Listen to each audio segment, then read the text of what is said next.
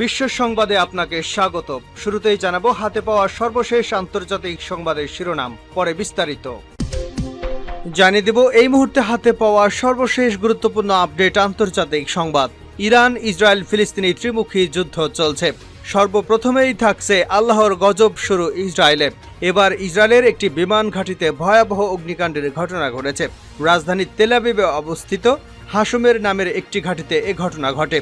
আর ওই ঘাঁটিতে ইসরায়েলের বিভিন্ন ধরনের অস্ত্র সংরক্ষণ করা রয়েছে। প্রিয় দর্শক, এ বিষয়ে থাকছে একটি বিস্তারিত প্রতিবেদন, ভিডিওটি না টেনে দেখতে থাকুন। এবারে জানাবো, ইসরায়েল সংশ্লিষ্ট 3টি জাহাজে হামলা চালিয়েছে ইয়েমেনের বিদ্রোহী গোষ্ঠী হুতিরা। তারা জানিয়েছে এডেন উপসাগর ও ভারত মহাসাগরে এ হামলা চালানো হয়েছে। জানাবো, সুইজারল্যান্ডে জেনেভা বিশ্ববিদ্যালয়ে অভিযান চালিয়ে ফিলিস্তিনপন্থী বিক্ষোভরত শিক্ষার্থীদের সরিয়ে দিয়েছে পুলিশ। মঙ্গলবার স্থানীয় সময় ভোর 5টায় ক্যাম্পাসে ঢুকে শিক্ষার্থীদের উপর চড়াও হওয়ার এ ঘটনা ঘটে। এদিকে ফিলিস্তিনের গাজা ভূখণ্ডে অবিরাম ইসরায়েলি আগ্রাসনে নিহতদের প্রায় অর্ধেকই নারী ও শিশু। জাতিসংঘ এ তথ্য নিশ্চিত করে বলেছে, নিহত ফিলিস্তিনিদের অন্তত 50% নারী ও শিশু। খবর ফক্স নিউজের। জানিয়ে দেব, পাকিস্তান নিয়ন্ত্রিত কাশ্মীরে আটা ও বিদ্যুতের দাম বৃদ্ধির প্রতিবাদে বিক্ষোভ দেখা দিয়েছে। এতে বেশ কিছু হতাহতের ঘটনা ঘটেছে। ব্রিটিশ সংবাদ মাধ্যম বিবিসি জানিয়েছে, সোমবার সন্ধ্যায় ওই অঞ্চলে সামরিক বাহিনীর সঙ্গে বিক্ষোভকারীদের সংঘর্ষে এক পুলিশ সদস্য সহ 4 জন নিহত এবং শতাধিক আহত হয়েছেন। এবং সর্বশেষ জানাবো, কাসাম ব্রিগেডের হামলায় ইসরায়েলি বাহিনীর ব্যাপক ক্ষয়ক্ষতি। এতক্ষণ শিরোনাম শুনছিলেন, এবার বিস্তারিত। প্রিয় দর্শক, আপনি যদি এই চ্যানেলে নতুন হয়ে থাকেন, ভিডিওটি দেখতে দেখতে চ্যানেলটি সাবস্ক্রাইব করে আমাদের সঙ্গেই থাকুন। আর এই ভিডিও সম্পর্কে আপনি আপনার মূল্যবান মতামতটি কমেন্ট বক্সে জানিয়ে দিন ভিডিওটি কোথা থেকে দেখছেন।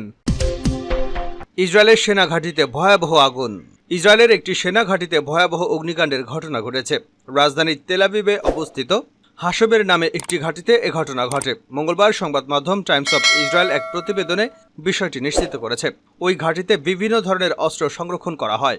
তাৎক্ষণিকভাবে সংবাদ মাধ্যমটি জানায়, আগুন নেভাতে প্রাথমিকভাবে ফায়ার সার্ভিসের 28টি দল কাজ করছে। তবে কিভাবে এই আগুনের সূত্রপাত হলো এ ব্যাপারে তাৎক্ষণিকভাবে কিছুই জানা যায়নি। ক্রাইসিস 24 নামের অপর এক সংবাদ মাধ্যম জানিয়েছে, আগুনের রিপোর্ট হাতে আসা পর্যন্ত হতাহতের ঘটনার কোনো খবর পাওয়া যায়নি। তবে আগুনের কারণে সেখানকার স্বাভাবিক কার্যক্রম বাধাগ্রস্ত হতে পারে। এছাড়া পূর্ব সতর্কতার অংশ হিসেবে আশপাশের অবকাঠামো থেকে সাধারণ মানুষকে সরিয়ে নেওয়া হতে পারে। ইসরায়েল সংশ্লিষ্ট 3টি জাহাজে ইয়েমেনিদের হামলা। ইসরায়েল সংশ্লিষ্ট 3টি জাহাজে হামলা চালিয়েছে ইয়েমেনের বিদ্রোহী গোষ্ঠী হুতিরা। তারা জানিয়েছে এডেন উপসাগর ও ভারত মহাসাগরে এ হামলা চালানো হয়েছে। বৃহস্পতিবার আল জাজিরার এক প্রতিবেদনে এ তথ্য জানানো হয়েছে। প্রতিবেদনে বলা হয়েছে, ইয়েমেনের হুতি বিদ্রোহীরা এডেন উপসাগরে 2টি এবং ভারত মহাসাগরে 1টি জাহাজে হামলার দাবি করেছে।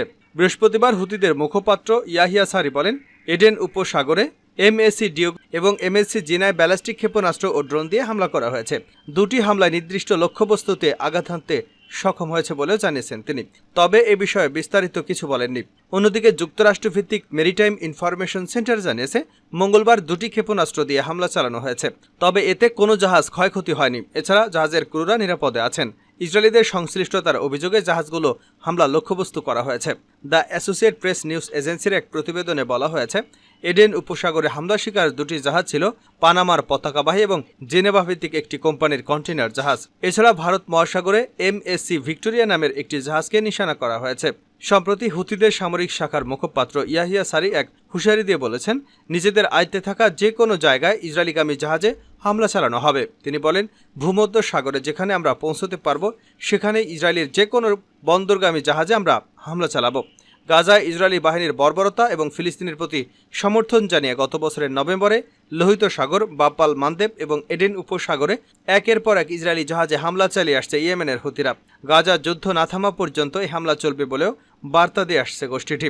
হুতিদের হামলার ফলে লোহিত সাগর দিয়ে জাহাজ চলাচল বন্ধ করে দিয়েছে অনেক কোম্পানি।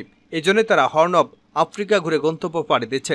ফলে তাদের দীর্ঘ পথ পাড়ি দেওয়ার কারণে একদিকে সময় বেশি লাগছে, অন্যদিকে পরিবহন ব্যয় অনেক বেড়ে যাচ্ছে।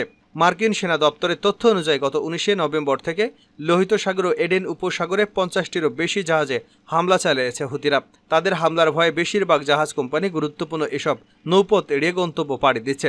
এতে পরিবহন ব্যয় বেড়ে যাওয়ায় বড় ধরনের ক্ষতির মুখে পড়েছে পশ্চিমারা। জেনেভা বিশ্ববিদ্যালয়ে ফিলিস্তিনপন্থী শিক্ষার্থীদের উপর চড়াও পুলিশ। সুইজারল্যান্ডের জেনেভায় বিশ্ববিদ্যালয়ে অভিযান চালিয়ে ফিলিস্তিনপন্থী বিক্ষোভরত শিক্ষার্থীদের সরিয়ে দিয়েছে পুলিশ।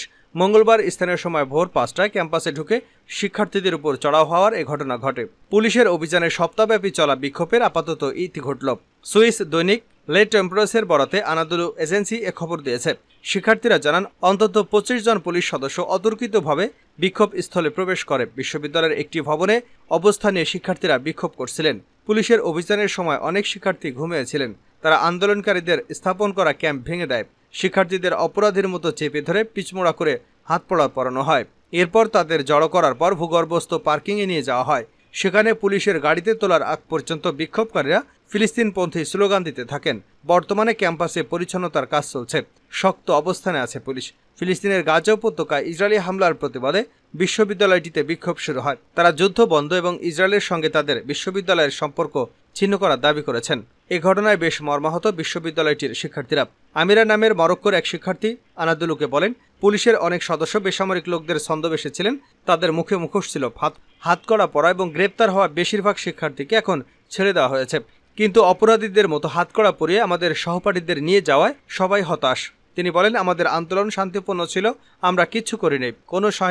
কোনো হিংসা বা কোনো বৈষম্য ঘৃণার পথ বেছে নেইনি। পুলিশ ঠিক করেনি, এটা ভালো হয়নি। আমরা তো ছাত্র, আমরা গাজায় শান্তি চাই। ফিলিস্তিনে নিহতদের প্রায় অর্ধেক নারী ও শিশু, দাবি জাতিসংঘের। ফিলিস্তিনের গাজা ভূখণ্ডে অবিরাম ইসরায়েলি আগ্রাসনে নিহতদের প্রায় অর্ধেক নারী ও শিশু। জাতিসংঘ এ তথ্য নিশ্চিত করেছে। নিহত ফিলিস্তিনিদের অন্তত 50% নারী ও শিশু। খবর ফক্স নিউজের। গাজার স্বাস্থ্য মন্ত্রণালয় জানিয়েছে, গত বছরের 7 অক্টোবর থেকে চলা ইসরায়েলের একটানা আগ্রাসনে অন্তত 35,173 জন নিহত হয়েছেন। গত 30 এপ্রিল পর্যন্ত নিহতদের মধ্যে প্রায় 25,000 জনকে শনাক্ত করা হয়েছে। এর মধ্যে 40% পুরুষ, 20% নারী এবং 32% শিশু, আর 8% বয়স্ক মানুষ রয়েছেন। মঙ্গলবার বিশ্ব স্বাস্থ্য সংস্থার মুখপাত্র ক্রিশ্চিয়ানো লিন্ডবেয়ার বলেছেন, এই পরিসংখ্যানটি এখন পর্যন্ত সরবরাহ করা তথ্যগুলোর মধ্যে সবচেয়ে ব্যাপক। জেনেভায় সাংবাদিকদের বলেন, অজ্ঞাত পরিচয়ের ক্ষেত্রে একই অনুপাত প্রয়োগ করলে এবং নিহত বয়স্ক নাগরিকদের অর্ধেক নারী হলে এটা আশা করা যেতেই পারে যে নিহত 35,000-এরও বেশির মধ্যে অন্তত 56% নারী ও শিশু রয়েছেন। তবে জাতিসংঘ পরে এই পরিসংখ্যান সংশোধন করে 50%-এর কথা জানিয়েছে। এদিকে ইসরায়েলের পররাষ্ট্রমন্ত্রী ইসরায়েল কাটস এক্সে বলেছেন, কেউ যদি ইসরায়েলের বিরুদ্ধে অপপ্রচারের জন্য সন্ত্রাসী সংগঠনের ভুয়া তথ্যের উপর নির্ভর করে, সে ইহুদি বিরোধী এবং সন্ত্রাসবাদকে সমর্থন করে।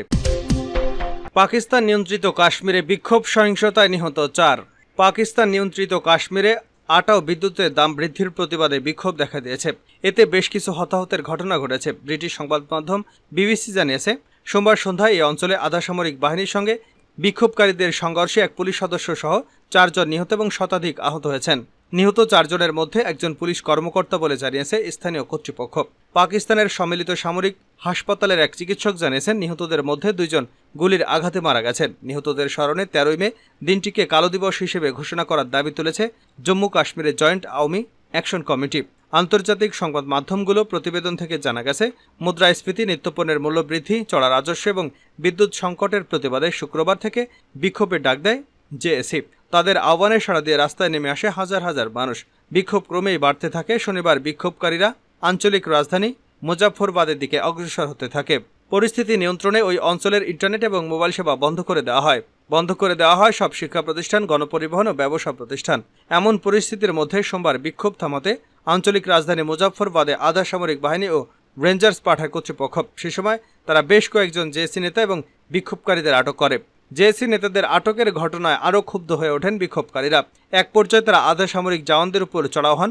সেই সময় রেঞ্জার বাহিনী বিক্ষোভকারীদের উপর গুলি ছোড়ে এবং কাঁদানে গ্যাস ছড়ে। পরিস্থিতি নিয়ন্ত্রণের বাইরে চলে যাওয়ায় সোমবারে জেএসি নেতাদের সঙ্গে বৈঠকে বসে পাকিস্তান কেন্দ্রীয় সরকার। কাসাম ব্রিগেডের হামলায় ইসরায়েলি বাহিনীর ব্যাপক ক্ষয়ক্ষতি। ইসরায়েলি বাহিনীর উপর একাধিক হামলা চালিয়েছে হামাসের সশস্ত্র শাখা কাসাম ব্রিগেড। রাফা পূর্বাঞ্চলীয় আল সালা এলাকায় ইয়াসিন 105 রকেট দিয়ে একটি ইসরায়েলি সেনাবাহিনীর রণতরী ধ্বংস করে দেওয়া হয়েছে।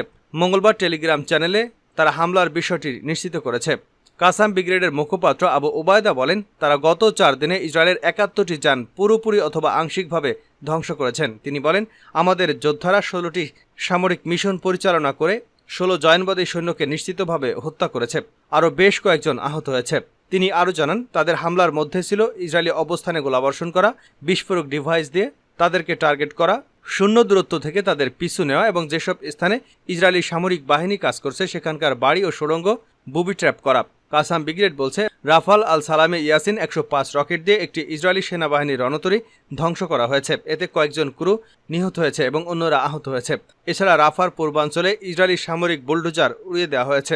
তারা আরও জানিয়েছে, গাজার উত্তরাঞ্চলে জাবালিয়া পূর্বাঞ্চলের একদল ইসরায়েলি সেনা এবং সামরিক যানে গোলাবর্ষণ করা হয়েছে। একই সঙ্গে জাবালিয়ার উত্তর ও পূর্বে ইয়াসিন 105 রকেট দিয়ে মারাকাবা ট্যাঙ্ক লক্ষ্য করে হামলা চালানো হয়েছে। পাশাপাশি জাবালিয়ার পূর্বাঞ্চলে স্নাইপারের গুলিতে এক ইসরায়েলি সেনা আহত হয়েছে। হামাসের হামলা নিয়ে ইসরায়েল কোনো মন্তব্য করেনি। এদিকে ফিলিস্তিনের অবরুদ্ধ গাজা ভূখণ্ডে ইসরায়েলি বিমান হামলায় কমপক্ষে 30 জন নিহত হয়েছেন, আহত হয়েছেন আরও বহু মানুষ। অবরুদ্ধ এই উপত্যকাটির মধ্যাঞ্চলীয় নুসিরাত শরণার্থী শিবিরের একটি ভবনে ইসরায়েল হামলা চালালে হতাহতের ওই ঘটনা ঘটে।